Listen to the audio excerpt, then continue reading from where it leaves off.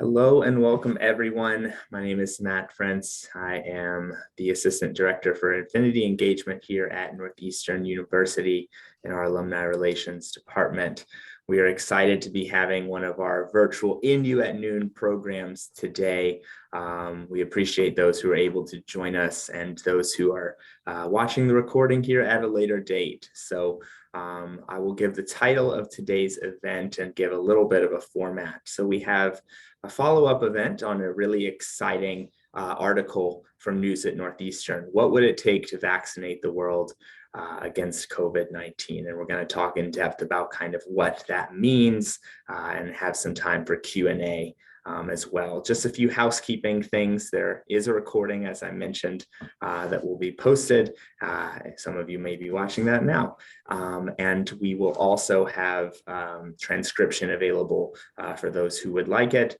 If those of you who are watching would like to submit a question in the chat instead of asking it out loud, go ahead and send that to me during the presentation, and then we'll be able to get through all of those questions because that's a lot of today's program, is just making sure that this is kind of an open conversation.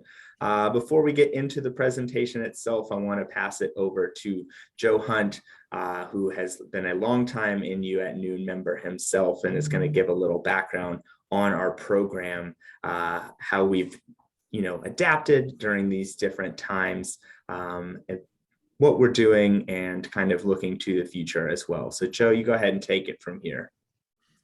Okay, well, thank you, Matt. And as Matt mentioned, as some of you may know, I've been associated with the Northeastern at Noon program for many, many years. And I've continued my involvement because it provides not only myself, but participating alumni, along with their spouses and friends, opportunities for socializing, continuing education, and sometimes just enjoyable experiences.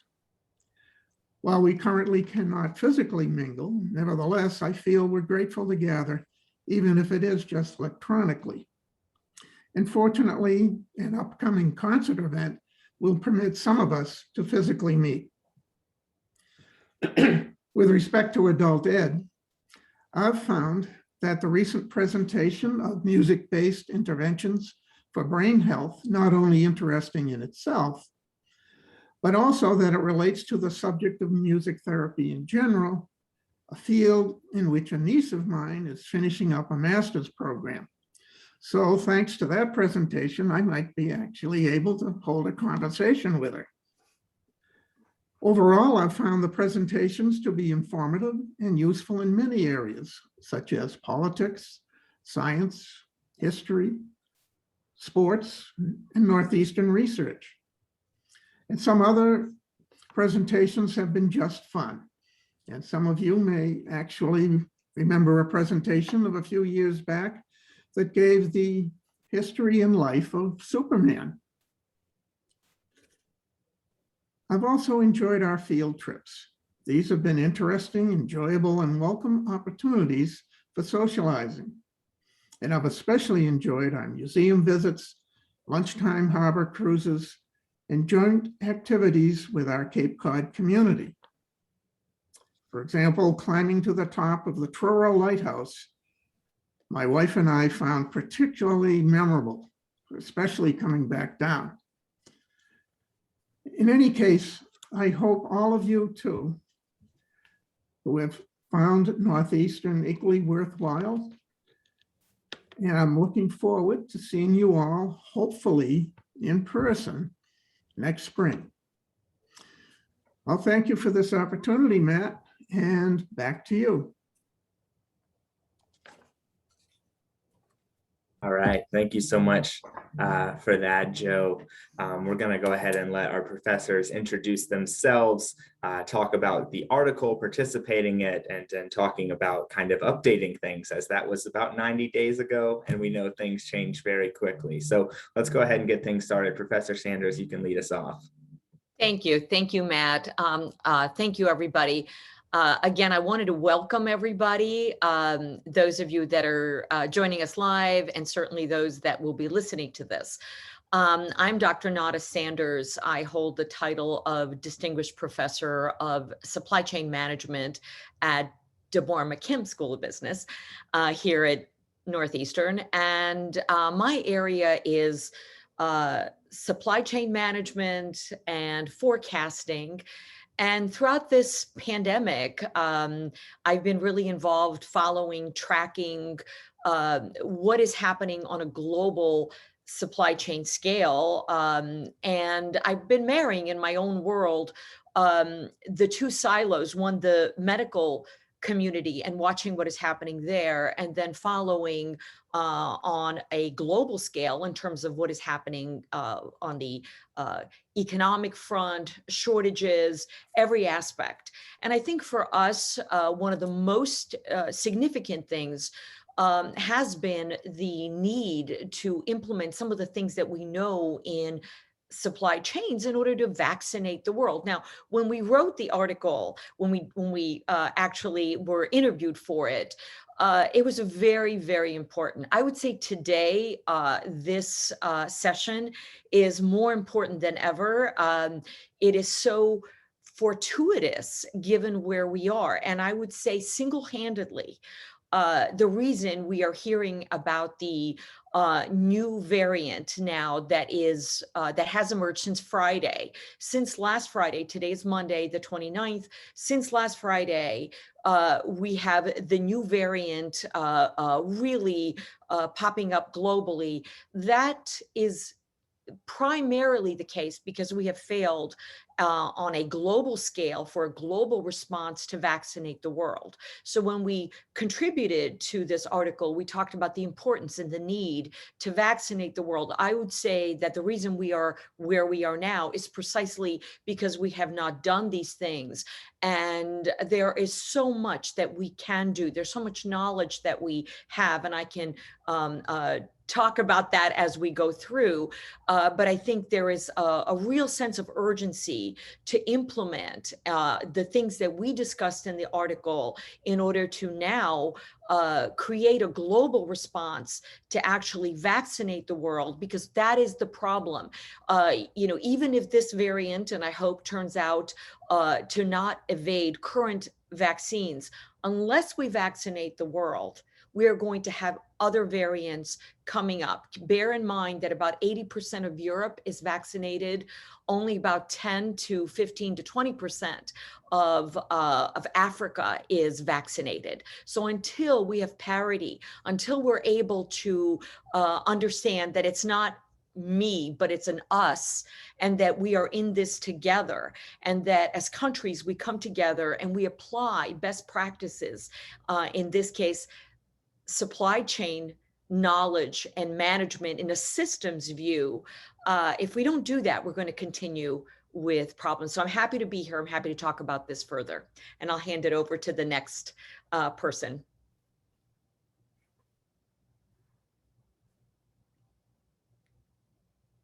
Matt, who would you like to go next?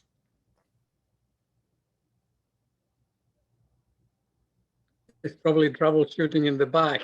So Nico, maybe we'll go to you. I'll go. Let's take the initiative here. Let's have a coup. I'm Nikos Passas, and I teach in the School of Criminology and Criminal Justice. My background is law and social science, and I have been trained in Greece, France, Scotland, England, Wales, and I have been in the United States since 1989. The area of expertise is the control of illicit flows of all types: financial, commercial, human, information, and of substances. So how can we control these? So that concretely translates into working on anti-corruption, anti-money laundering, terrorism finance, WMD, proliferation finance, and dealing with security threats and serious cross-border misconduct. For the last 2 years, I have been leading a team primarily coming from Northeastern, but also with BU and the University of Houston, and financed by the National Science Foundation, to look at the detection and the disruption of illegal medical supply chains. So going to the issue we dealt with in this particular article that we have been looking at for some time, the broader context is a breakdown or a failure of governance, which means a social unit's capacity to articulate interests, resolve conflicts among them, and set priorities. And this is a problem of governance at all levels: international, national, local, as well as private sector, international organizations, and NGOs. There is a lot of room for improvement.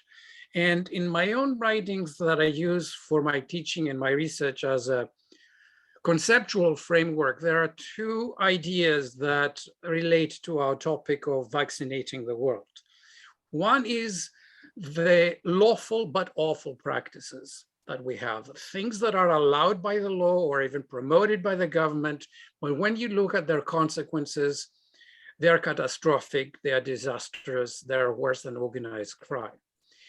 And what such practices have undermined is preparedness against the pandemic that we are going through right now, proper response and foresight for what legacy we are creating for the future. What risks are we taking or neglecting, taking into account or neglecting on the longer term effects of what we're doing right now?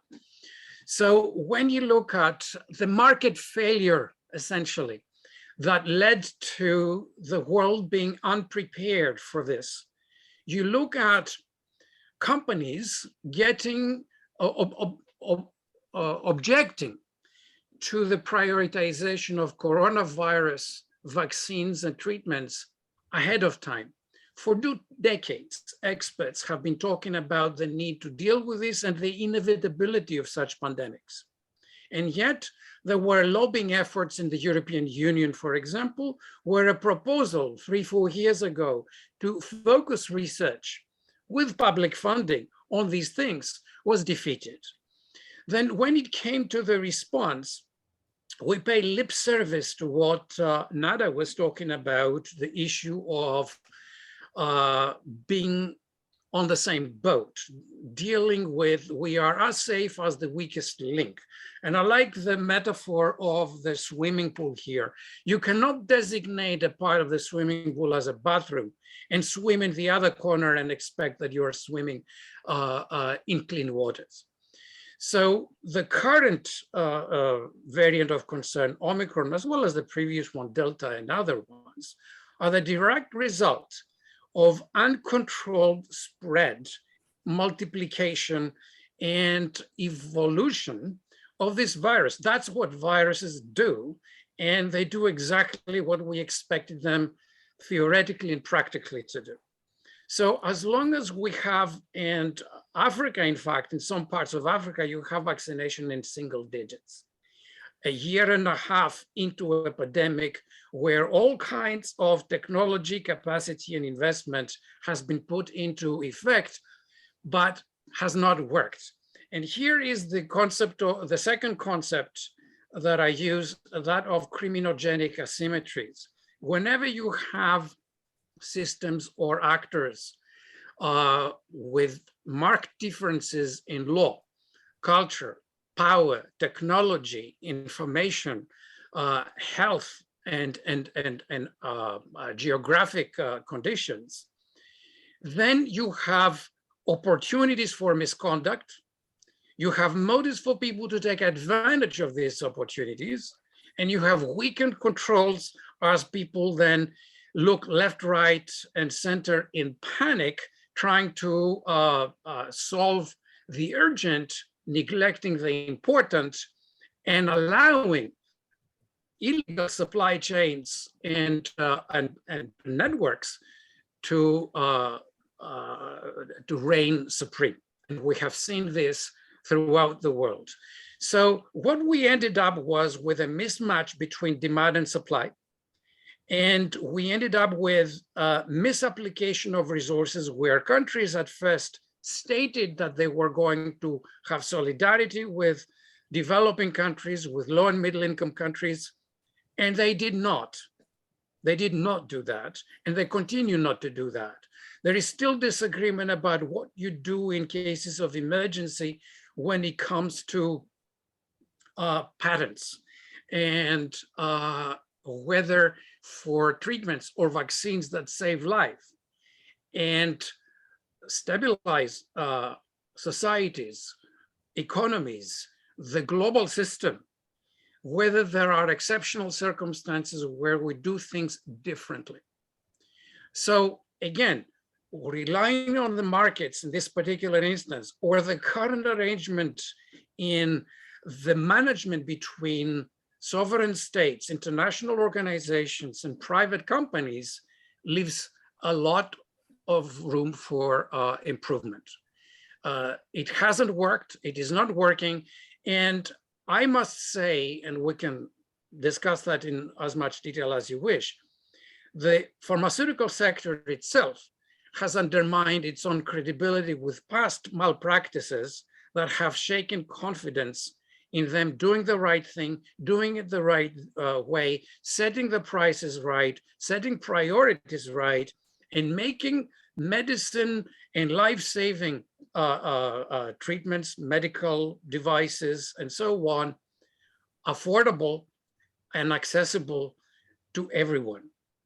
And the foresight that is missing right now is that this is not the last pandemic or health emergency that we can count on. What legacy do we leave to our children and our grandchildren? What lessons are we supposed to learn and are ignoring from what is not working now and needs to be fixed? So those are the kinds of things about the broader issue of governance, integrity, and accountability, as well as the proper pursuit of self-interest in the end, because it's not just moral, ethical, or such grounds on which we are not acting, but also the true pursuit of self-interest. So it is just too much short-term, too much misinformation, too much populism that gets in the way of proper public policy. So I'll go next. I'm Brooke Baker. I'm a graduate of Northeastern Law School, class of 1976. My father was actually a graduate of Northeastern in the 1940s. And I've been teaching at the law school since 1979. And for the last 20 plus years, I've been focused on intellectual property and access to medicines. And for the vast majority of that time focused on HIV, AIDS, and access to antiretroviral medicines in sub-Saharan Africa, but in other countries where the medicines were in short supply. And then COVID hit, and all the experience that I'd gained over 20 years of working on HIV came to bear with what we're now seeing in the COVID response. I think a lot of my focus has been on what I would call the structural elements of the pandemic response, and particularly the architecture of private control of innovation, of regulatory processes to some extent in terms of what gets submitted for regulatory approval and how, control over supply, control over price, and control over distribution. But even though a lot of my focus is on the impact of private corporate control, the pharmaceutical industry's control over those issues, the government is, of course, complicit in that and creates the laws and mechanisms for that to occur in the first place. And so I want to talk about that congruence of corporate power and government enablement that has led us to the situation we're in right now. I couldn't agree more with what's been said, that even the innovation enterprise is largely privatized at this point. Universities, of course, play a critical role in biomedical research and basic science research, and help identify disease targets, and sometimes even some promising molecules or biologics that might address a particular disease target. But then it gets passed on very quickly to private hands, including by technology transfer offices like we have at Northeastern University. Increasingly, industry is calling the shots on what research gets done, and that actually passes through even the research that's funded by the NIH. So the statement that we were underprepared for a predictable pandemic is completely true. The cycle of very short blips in research funding for coronavirus following the previous two outbreaks that we've had in this century were followed by troughs when almost no research is being done, either by university researchers or certainly even less by private company researchers.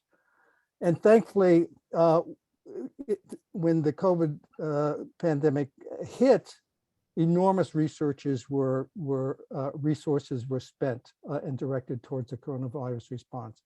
Billions of dollars, including what's called Operation Warp Speed, which shifted major amounts of money to the search for a vaccine.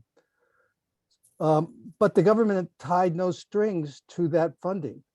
So despite virtually all of Moderna's research having been funded by the US government for both the product development, for the clinical trials, for the expansion of manufacturing capacity, the resulting technology was left completely in private hands of Moderna. Similarly, Pfizer, the other messenger RNA manufacturer, its partner BioNTech got funding almost $500 million from the German government to help it to jumpstart its mRNA vaccine. And similarly, no strings were attached to that. So what we've had is a situation where companies were able not just to have control through private ownership, typical private ownership, but also strengthen with intellectual property protections, and mainly two kinds of intellectual property protections. Patents we hear a lot more about. Basically, the invention is described, to some extent, and given protection for what's supposed to be 20 years to prevent competitors from making the competing product or using the competing process.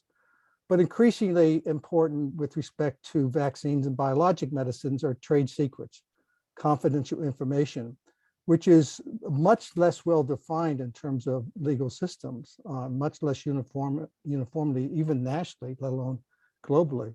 But again, basically the company gets to say, this is private information. My know-how about how to make this vaccine at commercial scale is my secret knowledge, and I don't have to share it with anyone, including the government. And so as a result of these intellectual property systems that we have allowed to continue in the current pandemic, we have private companies that get to decide how much of a product is made, what the price is, and what the supply is. So at one end, our government has funded basic science research, created the legal system that allows private ownership, and then we have the pandemic. And what does our government and many other rich country governments do in that context? They hoard the first products themselves. As soon as the US government began investing in Operation Warp Speed, it didn't tie strings to the funding, except that it wanted to be supplied with the product. The only thing the US really said at that point was, if we give you money, we want some of that money to be for advanced purchase commitments. You will sell the first quantities to us. And US and other rich countries have stockpiled billions and billions of doses. Canada has stockpiled or has the right to 5 times the number of vaccines it needs for population. Europe twice as much, US twice as much. And many of those medicines are sitting in warehouses, those vaccines are sitting in warehouses right now and not being used in the US, let alone being equitably distributed globally. So there was a congruence of what we could call corporate control and vaccine nationalism by rich countries, which has resulted in vaccine deserts in the rest in low and middle income countries, including in sub-Saharan Africa, with which I am most familiar. Absolutely right. The coverage of people who've been vaccinated 2 times in sub-Saharan Africa at this point is about 5% of the population. Only 1/4 of health workers have been vaccinated in the subcontinent. Think of that. All the people who go to work every day exposed to not just COVID, but other diseases as well, or do so without the basic protections that we have come to rely on so strongly here in the US. So, you know, it's not as if there weren't proposals to change the legal system and the government response, because there has been. There was a proposal as early as April last year to create a mechanism whereby companies could voluntarily offer their intellectual property so that other manufacturers could make and distribute the product more affordably and more equitably. Until this past week, not one biopharmaceutical company had put any product into that technology access pool. And the only one that's been put in so far is a Spanish antibody test by the Spanish government that was put into that entity just in the past 2 weeks. A couple companies have voluntarily licensed medicines. A couple medicines, Pfizer and Merck, have both entered into voluntary licenses, but no manufacturer of vaccine has really entered into what is a true independent voluntary license with other manufacturers that would give them control over the whole process. And because of that resistance of expanding supply capacity and sharing the recipe with the rest of the world, we have undersupply and we have needlessly high prices. And the cost of production for the vaccines are $1 or $2 a dose, and they're being charged, you know, much higher than that, as people know. The new antivirals from Merck is being sold for $712 in the US and can be produced for under $10 for a course of treatment. And these are just examples of what, when we allow companies to continue to control the supply and the price and who gets first shots, the result is exactly what we have, which is vaccine apartheid globally, and the result of that is coming to haunt us greatly, because the variants do develop in unvaccinated populations and untreated populations. The higher the viral load and the more people and the longer the virus stays in a person, the more likely mutation. Sub-Saharan Africa, unfortunately, is a place where there's lots of immunosuppressed people with HIV. And the virus is actually more likely to mutate in that population of untreated people than it would be elsewhere in the world. It's simply not in our interest, which is, as said previously, to allow this disparity in global access to exist, and yet our leaders do so. I'll talk about a couple other solutions when we get further into the discussion, but there are some proposals on the table that could make a significant difference, and I do hope we can get to those a little later in the presentation.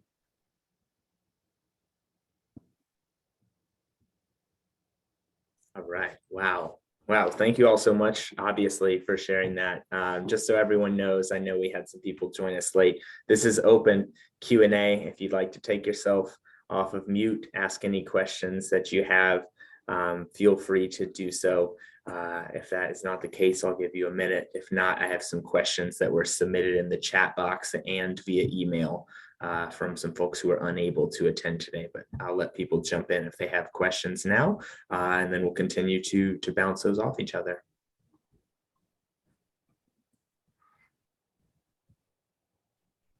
And Matt, while we're waiting, I just wanted to add, I think this was mentioned, it's really important to understand two things, I think. One, this is not a question of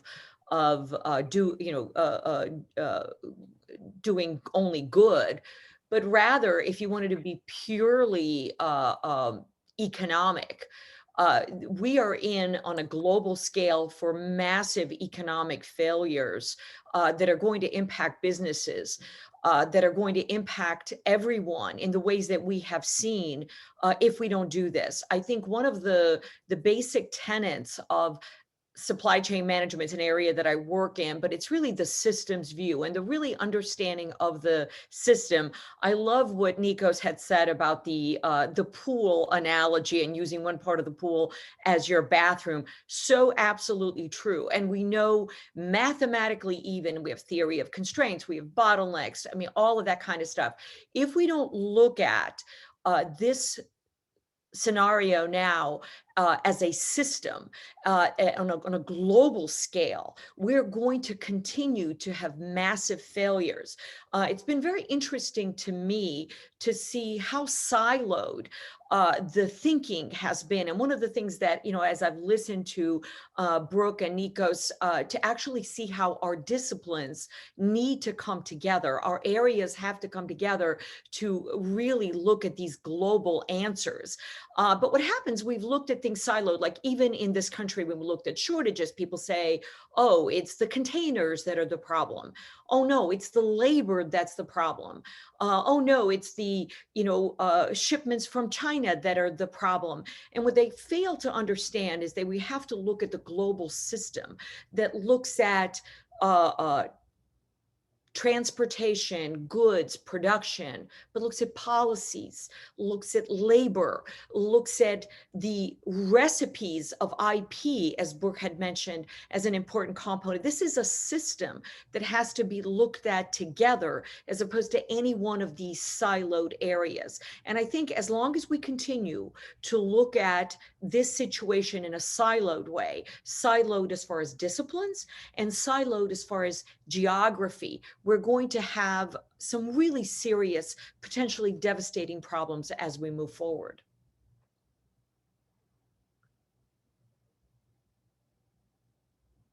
One other thing I just wanted to add to what Brooke was saying earlier about the availability of vaccines. It's not only a question of the arrangements that led to problem drug discovery and the lack of proper risk analysis and management over the years.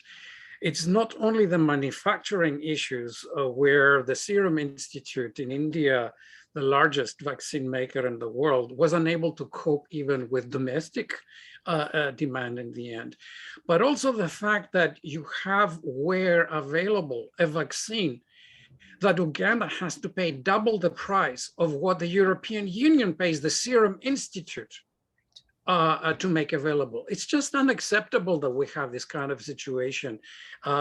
It boggles the mind how people can sleep well at night. You look also at practices that a British investigative reporter has on her website now, because she was able to find the legal documents that one of the mRNA companies was using before even the lab tests for the vaccine that turned out to be a lifesaver. So before we had the lab results from their vaccine, there were delegations visiting capitals around the world and putting pressure on governments to make national assets as a mortgage, as a guarantee that they're going to be paid in full for prices that they were setting, and making themselves completely immune for any liability, including when there would be a manufacturing defect that would be their own fault.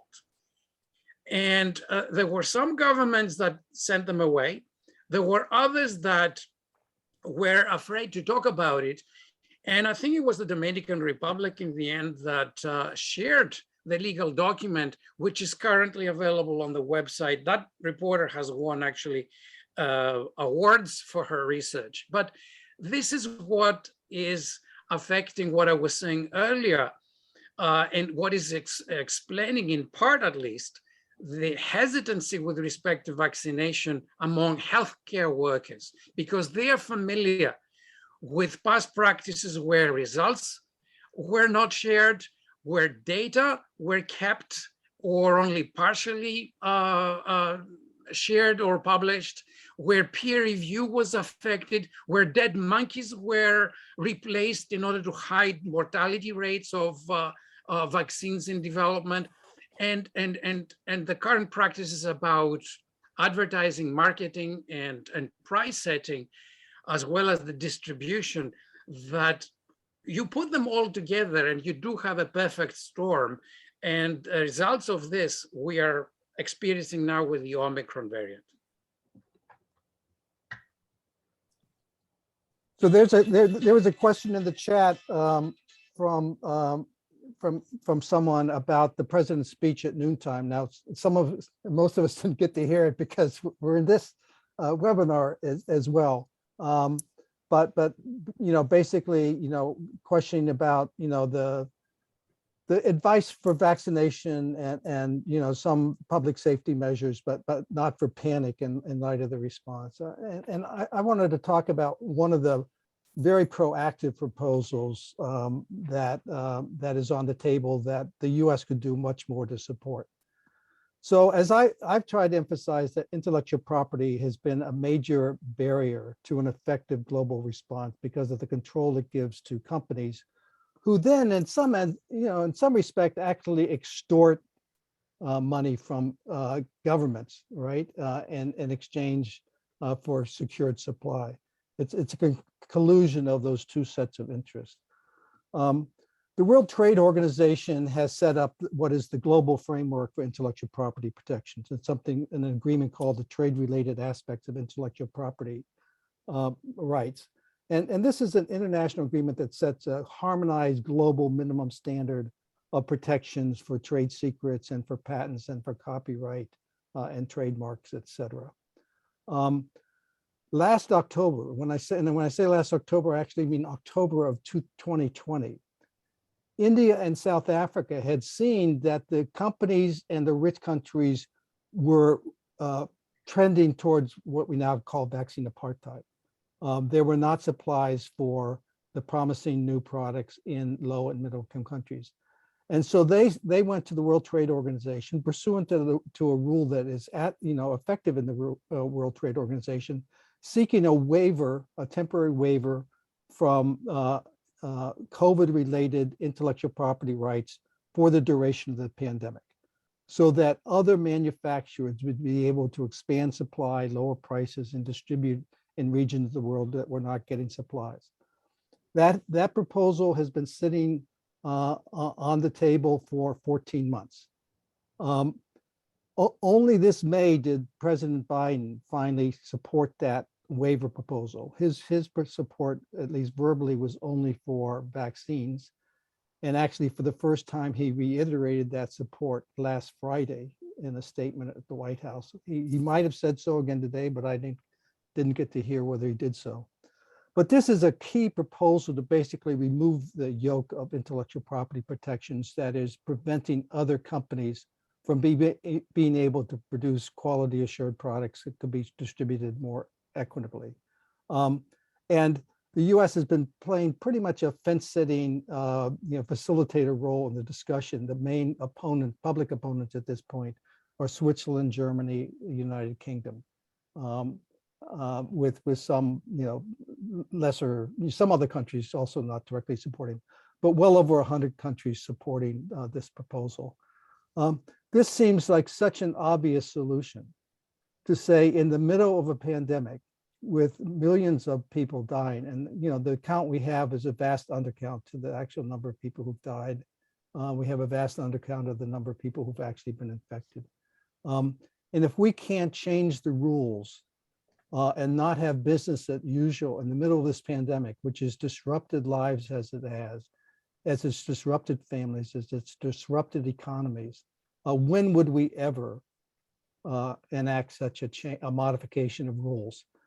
And what's ironic, I heard the mention of the trillions of dollars of economic harm that the global economy is suffering now and will continue to suffer. But it's not, some companies have a very rosy picture. The profits of Pfizer, which now has both a vaccine and a medicine, are projected to be, listen to this, $107 billion. $107 billion, 2021 and 2022 together. That's just an astronomical sum of profit. Or of money made, the great majority of which will be profit, that they're making in the middle of a pandemic by keeping exclusive control over life-saving vaccines and medicines. And so, I think it, is appropriate for people to say, why are we letting companies get away with this? Why is our government not being more proactive? What can we do to bring pressure to actually change the status quo to protect ourselves, but also, of course, to protect our brothers and sisters who live elsewhere in the world?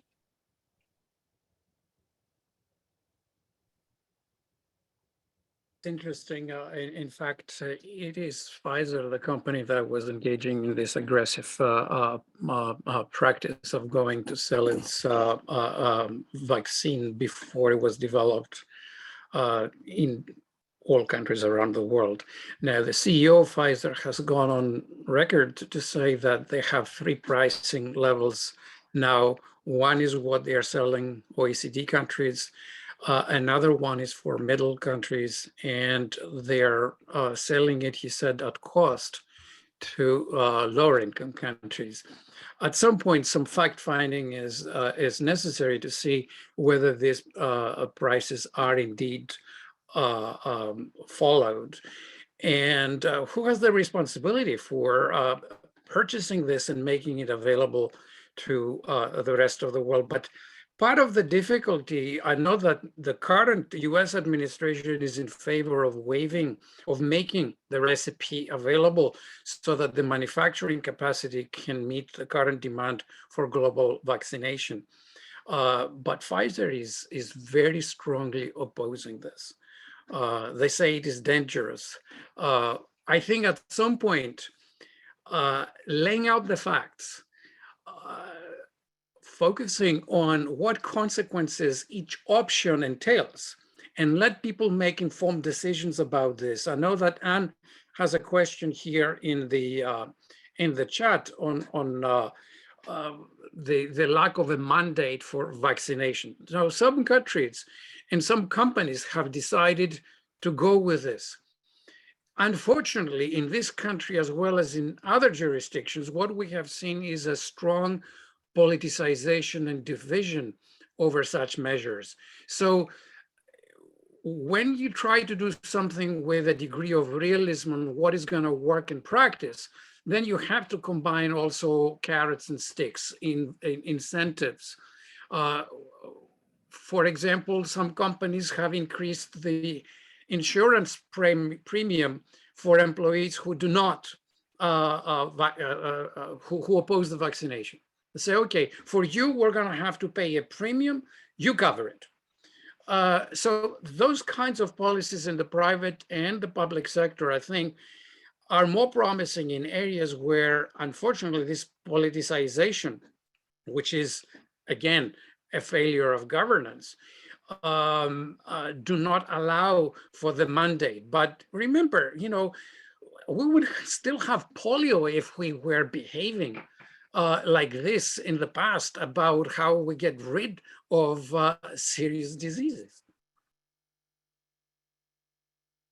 I have to second that. I think that, and I don't want to sound alarmist, but I think that the world is in a really dire situation. And I'm actually pretty stunned as to how, at this point, right, we're 2 years into this, right, that we don't seem to realize as humanity in what kind of a crisis, what kind of precipice we are sitting on.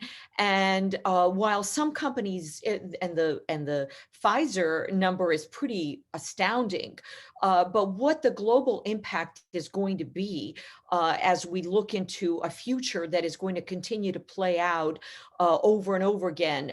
You know, whatever happens with this variant, we're going to have another one and another one, and everybody is in this together. I absolutely agree. What this, you know, where would we be with polio and so forth? So the fact that that we don't have a unified, you know, governing body and governing standards, by the way, we don't have standards in terms of what does it mean to be fully vaccinated. We don't have standards in terms of travel. There isn't unity, but we have this patchwork in the United States, and we have this global patchwork in terms of vaccines, access, and what it actually means to move around, to travel, how to function. I think the situation is actually very, very dangerous in terms of where we are, where we're moving, and how we are violating some really fundamental tenets in terms of governing a system that I think is going to cost us very much in the long run.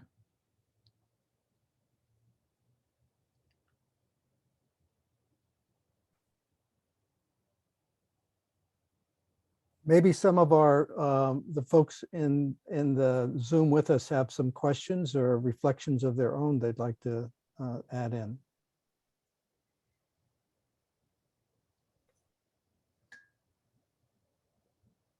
In part because we are all in this together. So Yes. it's not just the three of us. I can't help but notice that a number of us are a little bit older too. And so we're in the highest risk group, actually. We are the people who's, we and people who are immunocompromised are the people most at risk globally and still domestically in the US.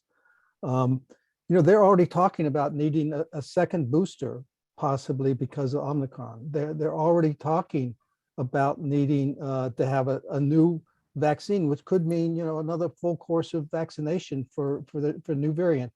If not this one, as Nata just said, then the next one, because this one developed, it's got 32 mutations. There's nothing to prevent another one that has 52 mutations, right? It's going to happen. It will inevitably happen to some degree, but we can shorten it if we have a truly global response that's equitable. Yeah, and I would argue, Brooke, that I think people don't seem to understand, people that are young, that are healthy, that say, well, I'm not going to worry about the old. And I really dislike that, what I consider to be a really selfish approach. Having said that, let's say you wanted to be purely selfish and self-interested. This is not in your interest. It is in your interest to care about all of those that might be immunocompromised, because, and I think, Brooke, I think a lot of people don't really understand how microbiology works, how viruses work. I'm actually a business person, but I come from a strong medical background. Everybody in my family is in medicine. I'm very well connected to physicians. And what I've done through this process is followed their world and try to marry it with the economic world. And just kind of a side note, there was a point in my career where I actually wanted to go to med school. And the most interesting course I'd ever taken in my entire life was microbiology. I almost think that we need to educate citizens in some basic things, because, and that's another story, right? In terms of statistics and in terms of how all this works.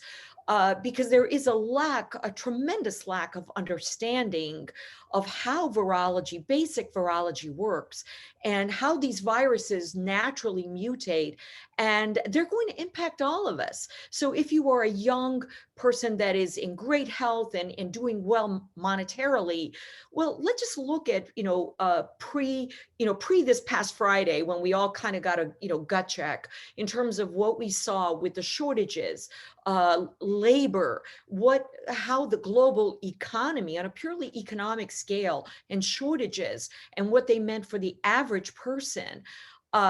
This is going to get much, much worse, because what we are doing is we are seeding more and more variants very rapidly if we are not able to get a concerted, massive global response in order to vaccinate the world. And one point to add to this is that there is another point of interdependence that we should keep in mind, and that is a counter to vaccine nationalism practices, and that is that the overwhelming majority of the primary ingredients that are used for the development of drugs in the United States are coming from overseas places. So more than 80% of what is needed for drug discovery and production is coming from elsewhere.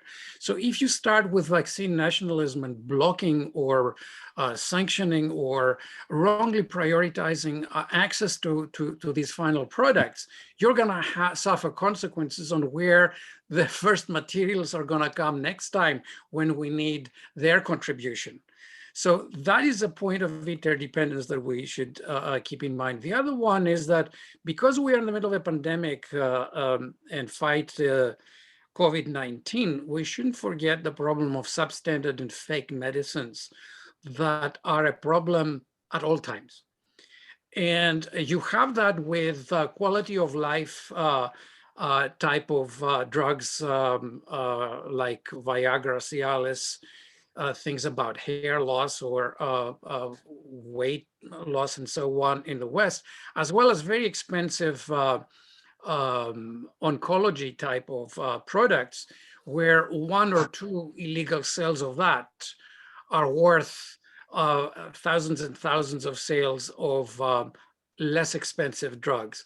But when you look also at life-saving and the treatment of easily treatable and preventable diseases in sub-Saharan Africa in particular, you look at the Nigerian market and 60% of what is circulating there is problematic. That is either not produced with proper supervision and control, so you do not have the quality assurance, but you also have fakes, that is deliberate fraud on the content. In the best case scenario, you are left untreated if you have inactive materials in what you're taking. In the worst case scenario, you add toxins to your body system and you make things worse. In one example, you had sugar content in a medicine for diabetics. In other instances, what you have is the creation of shortages of syringes and medical equipment. You have an outbreak of HIV among children in Pakistan because they have to reuse syringes, which are dirt cheap. And we shouldn't, as a planet, we shouldn't have any part of the world where syringes are making children HIV positive because we do not make the proper equipment available to the health professionals. So those are the kinds of things that we have on a regular basis. It's not, I mean, those are problems exacerbated and made more visible in the course of a pandemic, but we're not out of the woods. We still have serious challenges for the quality of care, medical care, and the quality of medicine at all times.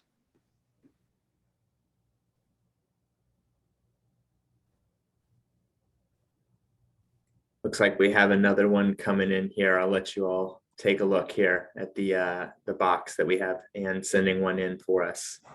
This is actually really true. It's actually a great point about the younger generation's been so well vaccinated that they haven't been familiar with epidemics like polio, measles, and so forth. You're absolutely correct. You're 100% correct. I think, again, this is a really complex problem and a complex issue. And, we could see issues of security and policy and fake medicines that are just, corruption and so forth. And I, think if we look at what's happening in the technology front and IT and the metaverse, and so when we look at the young generation that lives in this, I think very much a bubble in a lot of respects, it's really true. They have not seen this, and I really would not want to see history repeat itself. I think that there are some, if we can get sociologists involved, perhaps psychologists. There's so many issues that come into play, but the comment was, I think, spot on. We have not, I think when we look at young people, I think here at NU, we have a lot of international students. And I actually have had my international students ask me, why in the US do we have so much of a vaccine hesitancy or so much, anti-vaxxing, saying to me that in my country, where they were from, they said, we would do anything to get vaccinated. And they were asking me, I don't have the answers for that, but that's exactly right. They've been shielded. They've been sheltered in so many ways. And I think it is an issue because they don't really understand the seriousness of what this really potentially is. There's also an aspect, I think, of our political culture and culture more broadly. You know, certainly in the Trump era, it was America first and America only, right? That was literally, you know, the political message that he sent. But our broader political consciousness and our culture in the US is very individualistic. It is often me first and sometimes me only. And so it's more than information that we need to think about. It's how do we get people to be concerned about others, and not just people in your own family, and not just people in your own classroom, and not just people in your own country, but people everywhere. How do we actually convince people? I've been concerned that, you know, there were some studies about, well, what messages work in the US to try to overcome vaccine hesitancy. You know, and most of them were, you know, basically individual benefit. You know, you will be safer if you take this, right? Very few of them were, you know, that you need to do this because of your responsibility to others. We have collective duties as well as rights. And there's so little attention to that, I think, in US political discourse and you know, basically our understanding of ourselves. We really tend to think about me and mine first. And you know, there are other cultures that are much more focused on solidarity, on interdependency, on recognizing that, you know, I can't do well if other people can't do well. And I wonder if people have any thoughts about what should be done in an educational institution like Northeastern itself, and in our, you know, our alumni community of which I'm a part. What could be done to actually help spread the idea that we are in this together? It's not just a rhetorical you know, statement. It's so literally true. Brooke, if I can, I think that's great. And that's kind of where I was actually going with this. So let me just kind of say, you know, I do supply chain management. And one of the things that has been frustrating to me throughout my career, and it relates to what you're bringing up, is that most people think that is transportation logistics, and they don't seem to understand that supply chain management is the system that really integrates all the aspects that are involved in getting information, people, products from where they're sourced to where they're needed and back. That includes money, people, so forth. One aspect of it is messaging. And messaging, what we call demand management, demand planning, but it's messaging is equally important. And you have to marry the messaging, which could be, say, you know, overcoming vaccine hesitancy, getting people to understand and targeting it to the right groups. And I agree with you completely on so many levels. And I'm wondering for younger generations, whether it's even gaming or getting some kind of way to convey that, you know, if they are even thinking of that I mean mine and not understanding about the other, which I think we definitely have an issue in the culture that we are in now, to understand how this process works, that ultimately, if people can't see what has happened over the last year and a half, when they went to empty shelves, when they were locked down, I can tell you, I mean, look at what's happened to the drug overdoses in this country alone this past year, higher than ever. So I think that we are at a very good position with the right team to create this messaging, because I think the culture is ripe for it. People have suffered. And I think with the right messaging, we can overcome that. But I think the right people, the right talents of putting it together and reaching different target markets in a different kind of way would be really, really important. Well, we are at the university, therefore, in the section of in the center of this storm, because we're talking about the quality of information. We have a lot of information but not necessarily knowledge. And so what are the facts and what distorts them? You've had the issue of even the Lancet, one of the most prestigious medical journals, having to retract a very important article about the efficacy of treatments against COVID-19. It was fake data that were used in order to produce that. And it was found that both in that and other journals, the same author had been doing this for quite some time. The fact that they had to retract this is evidence of integrity and accountability because they acted on this. But the problem is that even after, with new data, the same results were confirmed about the lack of efficacy of certain popular kind of snake oils that were being promoted, people were hesitating to believe it. So the credibility of the institution, the institutional corruption, in other words, which is not a legal concept, but it points to the fact that the capacity of an institution to meet its objectives has been undermined, is part of the problem that we have now.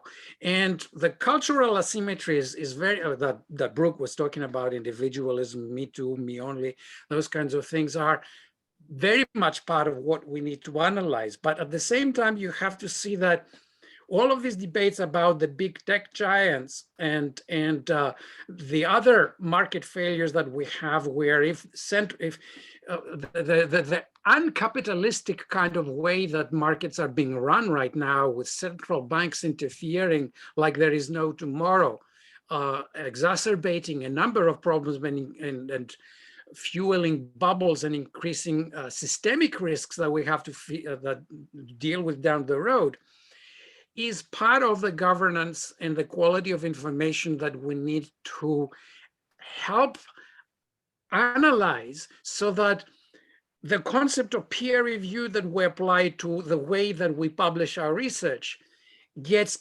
practically implemented in order to be able to restore the trust in what information we receive, and strengthening the capacity to tell the right from the fake, the right for the misinformation, because all of these tech giants have actually facilitated the spreading of the political message that may have sprung from the United States to places like Brazil, to Central Asia, to many parts of the world where you have violent protests in Italy or in Holland or in France or Germany, with anti-vaxxers, where you have much more kind of solidarity-based cultures rather than what we have in the United States. So the mistrust of information that is shared by government sources is at the heart of the problem. How do we make